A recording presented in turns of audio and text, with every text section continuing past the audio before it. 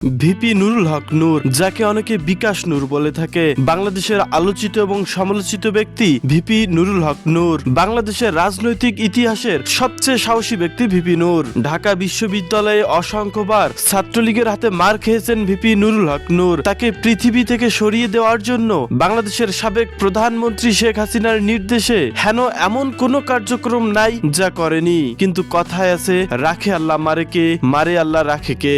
DB এবং র্যাবকে দিয়ে অসংখ্যবার গুম করার চেষ্টা করা হয়েছিল ভিপি নুরুল হক নূরকে, এবং বাংলাদেশ ছাত্রলীগের সাধারণ সম্পাদক গোলাম রাব্বানীর নেতৃত্বে, পরবর্তীতে বাংলাদেশ ছাত্রলীগের সভাপতি সাদ্দাম হোসেনের নেতৃত্বে অসংখ্যবার বেধড়ক পিটিয়েছে ভিপি নুরুল হক নূরকে। স্বৈরাচার শেখ হাসিনা হটানো এবং নতুন স্বাধীনতা আনার ক্ষেত্রে ভিপি নুরুল হক নূরের ভূমিকা ভুলবার মতো নয়। 8 জানুয়ারি 2021 সালে যুব অধিকার পরিষদের টাঙ্গাইল জেলা শাখা এক প্রতিনিধি সভায় নূরকে